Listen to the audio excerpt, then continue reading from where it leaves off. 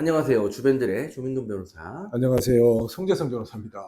목소리가 안 나온다. 뭐 하도 얘기를 많이 그런 거는 했더니. 됐고요. 네. 오늘은 네네. 저희가 최근에 받은 성공 사례를 말씀드리려고 해요.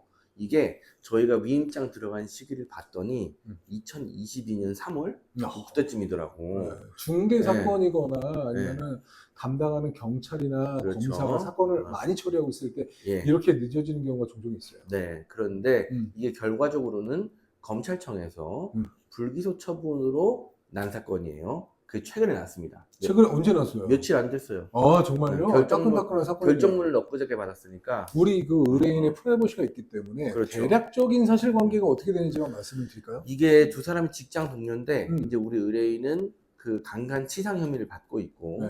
피해자가 이제 본인이 원하지 않는데 우리 의뢰인이 강제로 자기를 강간을 했고 그로 인해서 정신적인 피해를 심하게 입어가지고 굉장히 그 정신병을 앓고 있다 라는 내용으로 고소를 했던 사건이에요. 아, 고소 내용 중에 정신병을 앓고 있다는 내용도 포함되어 있어요? 처음에는 없었어요.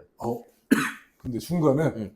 처음엔 없었는데 이게 또 특이한 게 뭐냐면 네네. 소위 말하는 대형펌이 고소 대리를 했던 사건입니다. 그래서 사실은 우리 의뢰인도 사건도 사건이지만 상대방의 그 법무법인이 대형펌이다 보니까 그런 부분에 대해서도 굉장히 좀 쫄기도 하셨어요.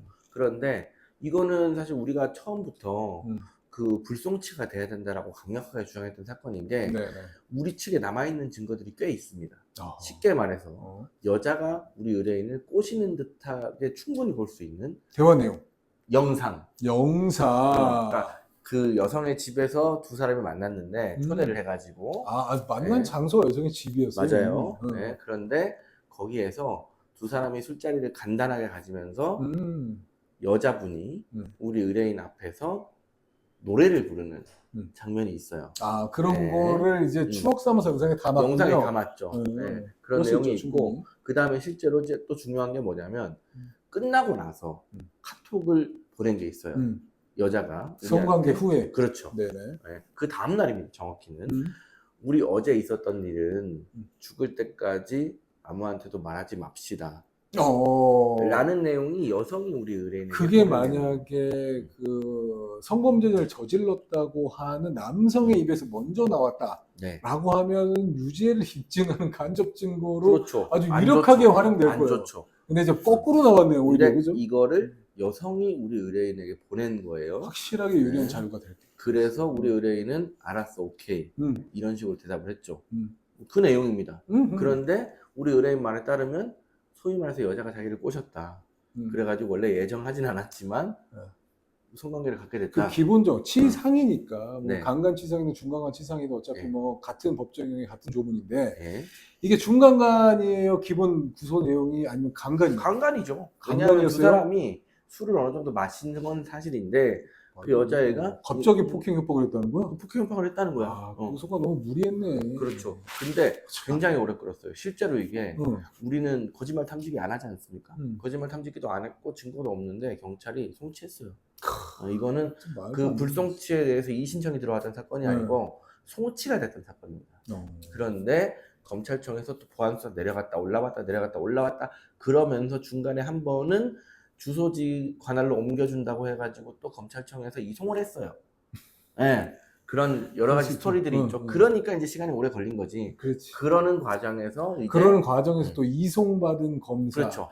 바로 사건 검토 안 하거든요. 한참 걸렸죠. 왜냐? 이거 사건 검토하려고 시작하면은 처음부터 다 봐야 되고. 그렇죠. 또 판단해서 맡기면 또 다른 사건 보느라고 또 잊어먹고 이래버리기 때문에. 실제로 거기에서 이제 이송 받은 검찰청에서 우리를 불러서 조사했습니다. 또요? 네, 불러서 조사했고요. 그래가지고 우리는 그 부분에 대해서 이미 의견수도 엄청나게 나갔었고 그런 부분에 대해서 충분히 다 소명이 돼 있다고 생각을 했기 때문에 조사에 가서도 굉장히 적극적으로 임했어요. 조사받은 때로부터는 얼마의 기간 동안에 척이 난 거예요? 한 4개월 정도? 4개월 정도? 그나마 그 검사 일을 좀 했네. 그렇게까지 오래 걸리지는 않았어요. 그런데 사실은 뭐 고민을 하셨겠지, 검사님도. 왜냐하면 이게 불송치 결정을 하고 나서 이의신청돼서 올라온 사건을 불기소하는 거는 좀 편해요.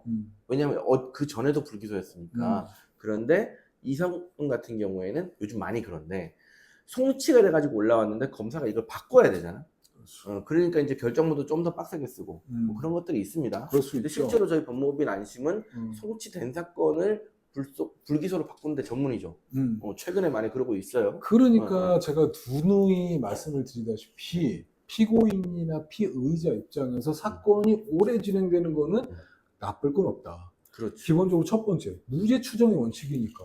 나는 무죄인 채로 오랜 기간의 시간을 보내는 거고, 설사 나중에 유죄가 나오더라도.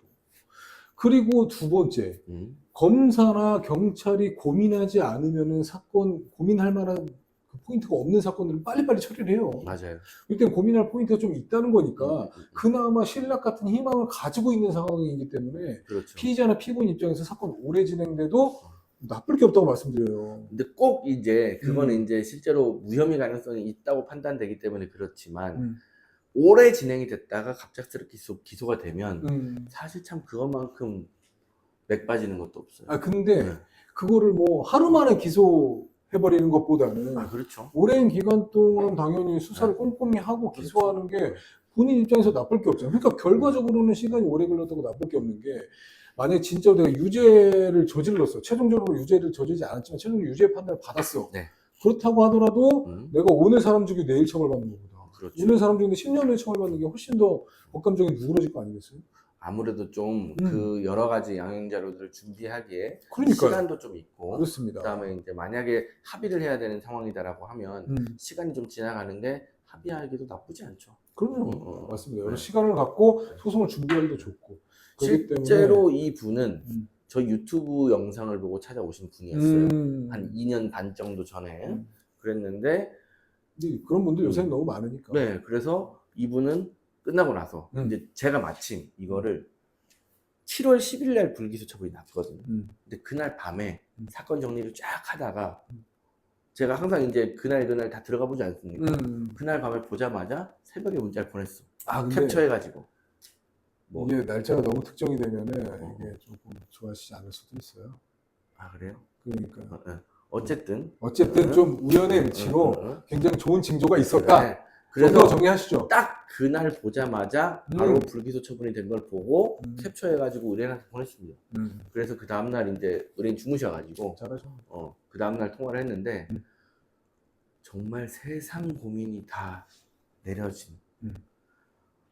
나 그분이 그렇게까지 정말 환하게 웃으면서 말씀하시는 걸 처음 봤어요.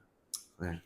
정말 마음고생 많이 맞아요. 하고. 경찰의 불송치 결정, 검사의 불기소 결정, 이런 것들이 사실은 불복 절차가 있기 때문에 피해자나 고소인이 뭐 이의 신청, 검찰 항고, 재정 신청 이런 절차를 거칠 수 있어서 그 과정에서는 또 심리적으로 또 힘들고 완전히 끝난 게 아니에요. 맞아요. 그럼에도 불구하고 유리한 처분 하나 받았다는 게 그런 입장에 있는 그 의뢰인분들 입장에서는 엄청나게 기쁨이고 다행이고 정말 뭐 지옥에서 살아 돌아온 느낌이겠죠. 실제로 또 강간치상 같은 경우에는 일반적인 뭐 강간이나 유사강간보다 법정형이 훨씬 높잖아요. 그렇죠. 그러다 보니까 이게 5년 이상이거든요. 그래가지고 진짜로 사실 위험해요. 맞아요. 근데 이게 사실 무혐의인데 경찰에서 송치가 됐었고 까딱 잘못해가지고 그냥 기소됐다고 생각해봐. 이제 어쩔 거야 이걸. 그러니까 그죠?